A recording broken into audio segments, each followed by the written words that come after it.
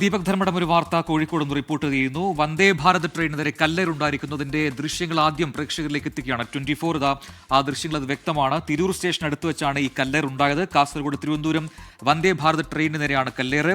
C7 കോച്ചിലാണ് ഈ കല്ലേറുണ്ടായത്. ആ ദൃശ്യങ്ങളിൽ കാണുന്നത് പോലെ വിൻഡോ ആ ഗ്ലാസ് തകർന്നിരിക്കുന്നതും കാണാം. ആർക്കും പരിക്കേറ്റിട്ടില്ല. കോച്ച് C7ലെ സീറ്റ് നമ്പർ 30 നേരെയാണ് ഈ കല്ലേറുണ്ടായത് എന്നുകൂടി ഇപ്പോൾ വ്യക്തമാകുന്നുണ്ട്. സീറ്റ് അപ്പോൾ തന്നെ കാലിയായിരുന്നു. അതുകൊണ്ട് മറ്റ് അപകടങ്ങളോ അല്ലെങ്കിൽ ആ ചില്ല് പൊട്ടാത്തതും അപകടങ്ങളില്ലാത്തതിന് കാരണമായി. പക്ഷെ ആരാണ് കല്ലെറിഞ്ഞത് എന്നൊക്കെയുള്ള വിവരങ്ങൾ അറിയേണ്ടതുണ്ട്. ദീപക് ധർമ്മടം അതിന് വിശദാംശങ്ങളുമായി ചേരുന്നു. ദീപക്, എപ്പോഴായിരുന്നു ഈ കല്ലേറുണ്ടായത്? ആരെറിഞ്ഞു എന്നതിൽ എന്തെങ്കിലും സൂചനകളുണ്ടോ? പ്രജിൻ, ഒരു 20 മിനിറ്റ് മുൻപാണ് ഈ കല്ലേർ ഉണ്ടായത്. അതായത് ഈ ട്രെയിൻ കാസർഗോഡ് നിന്നും തിരുവനന്തപുരത്തേക്ക് പോകുന്നു.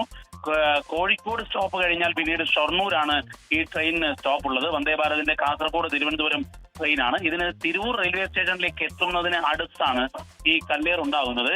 C7 കോച്ചിലേക്കാണ് കല്ലേറ് വരുന്നത്. അത് 30 നമ്പർ സീറ്റിലേക്ക് കല്ലേറ് വരുന്നു. സീറ്റിൽ ആരും വരാം. അതുകൊണ്ട് തന്നെ പരിക്ക് ഒന്നും തന്നെ ഇല്ല. RPFന്റെ അപ്പോൾ തന്നെ റിപ്പോർട്ട് ചെയ്തു. ഷൊർണൂരിൽ നിന്നും RPF സംഘം ട്രെയിനിൽ കയറിയിട്ട് അതിന്റെ പരിശോധനകൾ ആരംഭിച്ചിട്ടുണ്ട്. ഏതായാലും ഇപ്പോൾ റെയിൽവേ പോലീസിന്റെ കേസ് എന്തായാലും ഇതിലുണ്ടാകും. തുടർ നടപടികളിലേക്ക് കടക്കേണ്ടി വരും. കാരണം ഇത് നേരത്തെയും ഈ ട്രെയിനിന് നേരെ ഇത്തരത്തിലുള്ള ആക്രമണങ്ങൾ ഉണ്ടായിരുന്നു. പക്ഷേ ഇടക്കാലത്ത് അത് നിന്നതാണ്. വീണ്ടും ഈ ആക്രമണം ആരംഭിച്ചു എന്നുള്ളതാണ് ഇതിൽ നിന്ന് മനസ്സിലാക്കാവുന്നത്. പ്രജിൻ, ശരി. ദീപക് ധർമ്മടമാണ് വിശദാംശങ്ങൾ നൽകിയത് കോഴിക്കോട് നിന്ന്.